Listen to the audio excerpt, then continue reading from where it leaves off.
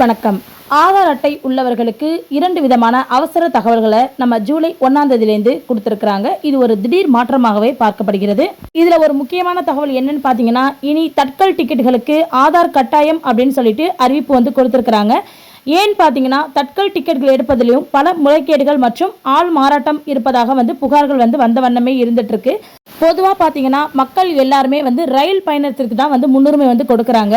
ஏன்னு பார்த்தீங்கன்னா, இதற்கு மெயினான காரணம் வந்து தூங்குறதுக்கான வசதி, நெக்ஸ்ட் கழிப்பறை வசதி அப்படின்னு வந்து பல்வேறு விதமான சௌகரியங்களை வந்து இதில் வந்து இருக்குது அப்படின்னு சொல்லி நம்ம சொல்லலாம். ஒவ்வொரு ரயிலையும் பார்த்தீங்கன்னா 2 அல்லது 3 முன்பதிவு அல்லாத பெட்டிகள் தவிர மற்ற பெட்டிகளுக்கெல்லாம், அதாவது படுக்கை வசதி கொண்ட சாதாரண பெட்டிகளாக இருந்தாலும் சரி, அதே போல் குழுகுழு ஏசி வசதியை கொண்ட 2ஆம் வகுப்பு முதல் வகுப்பு பெட்டிகளாக இருந்தாலும் சரி, இப்படி 2 விதமான பெட்டிகள் வந்து இருக்கின்றன. இந்த பெட்டிகளில் பார்த்தீங்கன்னா பயணிக்க டிக்கெட்டுகளை 60 நாட்களுக்கு முன்பே வந்து நம்ம வந்து முன்பதிவு செய்ய முடியும் அப்படிங்கிற ஒரு கட்டாயம் இருக்குது. இருந்தாலும் பார்த்தீங்கன்னா சில நாட்கள்லேயே இந்த முன்பதிவு டிக்கெட்டுகள் அப்படிங்கிறது சீக்கிரமாகவே விற்று தீர்ந்துருது. இதனால் கடைசி நேரத்தில் பயணம் செய்ய திட்டமிட்டிருக்காங்க இல்லையா, அவங்களுக்கு வந்து ரயில்வே நிர்வாகம் இந்த தட்கல் வசதியை வந்து நடைமுறையில் வந்து வச்சிருக்கிறாங்க. இந்த முறைப்படி பார்த்தீங்கன்னா ஒவ்வொரு ரயில்களிலும் சில குறிப்பிட்ட எண்ணிக்கையில் முன்பதிவு பெட்டிகளில் பார்த்தீங்கன்னா பயணம் செய்யறதுக்கு இருக்கையில் ஒதுக்கீடு செய்யப்பட்டிருக்கும். இந்த தட்கல் டிக்கெட்டுகளை தான் நம்ம வந்து 24 மணி நேரத்துக்கு முன்னதாக மட்டுமே நம்மளால் வந்து எடுக்க முடியும் அப்படின்னு சொல்கிறாங்க. இந்த டிக்கெட்டுகளுக்கு வழக்கமான கட்டணத்துடன் பார்த்தீங்கன்னா தட்கல் கட்டணமும் சேர்ந்து கூடுதல் கட்டணமாக இந்த டிக்கெட்டுகளுக்கு வந்து வசூலிக்கப்படும்.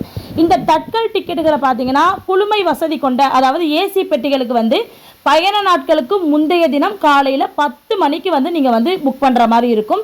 அதே போல் படுக்கை வசதி கொண்ட சாதாரண பெட்டிகள் இருக்கு இல்லையா, அந்த சாதாரண பெட்டிகளுக்கு என்ன பண்ணணும்னா காலையில், அதாவது நீங்கள் பயணத்துக்கு புறப்படக்கூடிய முந்தைய நாள் காலையில் 11 மணிக்கு வந்து நீங்கள் வந்து ஆன்லைன் மூலமாகவோ அல்லது ரயில் நிலைய கவுண்டர்களிலோ வந்து நீங்கள் வந்து பெற்றுக்கொள்ளலாம் அப்படின்னு சொல்லியிருக்காங்க. ஒன்றுமில்லை, நீங்கள் வந்து ஏசி பெட்டிக்கு வந்து நீங்கள் வந்து புக் பண்ணுறீங்க அப்படின்னா உங்களுடைய பயணத்துக்கும் முந்தைய நாள் காலையில் 10 மணிக்கு பண்ணணும். சாதாரண பெட்டியாக இருந்தால் அதே பயணத்துக்கு முந்தைய நாள் காலையில் 11 மணிக்குள்ளே நீங்கள் வந்து ஆன்லைன்லேயோ அல்லது டைரெக்டாக ரயில்வே ஸ்டேஷன் போயிட்டு அங்கே இருக்கக்கூடிய கவுண்டர்களிலேயோ நீங்கள் வந்து பெற்றுக்கணும் அப்படின்னு சொல்லியிருக்காங்க. இப்படி நம்ம எடுக்கக்கூடிய இந்த தட்கல் டிக்கெட்டுகள் எடுக்கிறதுல பார்த்தீங்கன்னா பலவிதமான முறைகேடுகளும் அதே போல் ஆள் மாறாட்டங்களும் நடைபெறுது அப்படின்னு சொல்லிட்டு அடிக்கடி புகார்கள் வந்து வந்த வண்ணமே இருந்துட்டு இருந்திருக்கு. ஸோ பொதுவாக பார்த்தீங்கன்னா புரோக்கர்கள் மற்றும் ஏஜென்ட்டுகள் இருக்காங்க இல்லையா, அவங்க மூலமாக தான் நம்ம வந்து டிக்கெட்டுகளை எளிதில் வந்து எடுக்க முடியும் அப்படிங்கிற மாதிரியான ஒரு குறை வந்து பொதுமக்களுக்கு நிறையவே வந்து இருக்கிறது வந்து தெரிய முடிகிறது.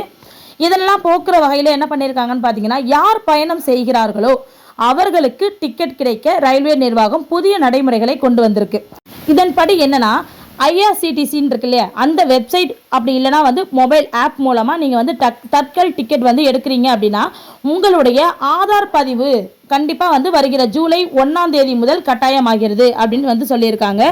இது மட்டும் இல்லாமல் இதன் தொடர்ச்சியாக பார்த்தீங்கன்னா ஆதார் ஓடிபியை பதிவு செய்தால் மட்டும்தான் நீங்கள் வந்து 15ஆம் தேதி முதல் தட்கல் டிக்கெட்டுகள் வந்து நீங்கள் வந்து அப்ளை பண்ணிக்க முடியும் அப்படின்னு சொல்லியிருக்காங்க.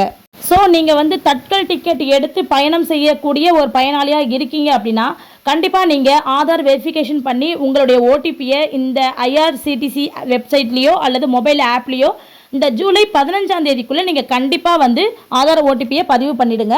அப்படி பதிவு பண்ணால் மட்டும்தான் உங்களால் தட்கல் டிக்கெட்டுகள் வந்து பெற முடியும். அதே போல் ஆதார் கார்டு இல்லாதவங்களாக இருந்தாலும் சரி, அதே போல் ஆதார் பதிவு செய்ய விரும்பாதவர்களாக இருந்தாலும் சரி, அவங்க ரயில் நிலைய கவுண்டர்களுக்கு சென்று தான் டிக்கெட் வந்து எடுக்க முடியும் அப்படிங்கிற ஒரு கட்டாய சூழ்நிலைக்கு அவங்க வந்து தள்ளப்பட்டிருக்காங்க.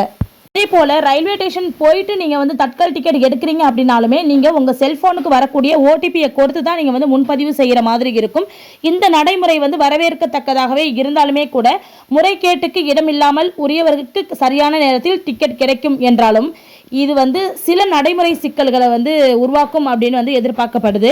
எப்போதுமே பார்த்தீங்கன்னா இந்த தட்கல் டிக்கெட்டை பொறுத்த வரைக்கும் பார்த்தீங்கன்னா ஓரிரு நிமிஷத்துலேயே பார்த்தீங்கன்னா டக்குன்னு வந்து விற்று தீர்ந்து போயிடும். இனி ஆதார் ஓடிபி கட்டாயம் அப்படிங்கிறதுனால அந்த ஓடிபி வந்ததுமே தட்கல் டிக்கெட் வந்து முன்பதிவு செய்ய முடியும் அப்படிங்கிற கட்டாயம் இருக்குது. ஸோ ஆதார் ஓடிபி காலதாமதமாக வந்திருக்கு அப்படிங்கிற பட்சத்தில் தட்கல் டிக்கெட் எடுப்பதில் சில சிக்கல்கள் ஏற்படுறதுக்கான வாய்ப்புகளும் இருக்குது. அதே போல் ஒரே நேரத்தில் பல்லாயிரக்கணக்கானோர் ஆதார் ஓடிபிக்காக காத்திருக்கும் பொழுது சிலருக்கு டிக்கெட் கிடைத்து பலருக்கு கிடைக்காமல் போகவும் வாய்ப்பு இருக்குது. அதே போல் வெளியூரில் ஒரு அலுவலகத்தில் தன்னுடைய பிள்ளைகள் வந்து வேலை பார்க்குறாங்க அப்படிங்கிற பட்சத்தில் அந்த வீட்டில் இருக்கக்கூடிய அவங்க வீட்டில் இருக்கக்கூடிய பெரியவர்கள் வயதானவர்களுக்கு வந்து பிள்ளைகள் வந்து தட்கல் டிக்கெட் மூலயமா வந்து முன்பதிவு வந்து செய்வாங்க இல்லையா. ஸோ இனி ஆதார் ஓடிபி கட்டாயம் அப்படிங்கிறதுனால பெற்றோருடைய செல்ஃபோனுக்கு தான் என்ன ஆகும்னா ஓடிபி வந்து சென்ட் ஆகும். ஸோ பிள்ளைகள் அதை வாங்கி திரும்பி முன்பதிவு செய்யும் போது பெரிய சிரமத்துக்கு கண்டிப்பாக அவங்க வந்து தள்ளப்படுவாங்க. இதையெல்லாம் ரயில்வே நிர்வாகம் ஆழ்ந்து பரிசீலித்து உரிய நடவடிக்கைகளையும் ஏற்பாடுகளையும் எடுக்க வேண்டும் அப்படின்னு சொல்லிட்டு பொதுமக்கள் தரப்பிலிருந்து வலியுறுத்தி வந்து சொல்லியிருக்காங்க.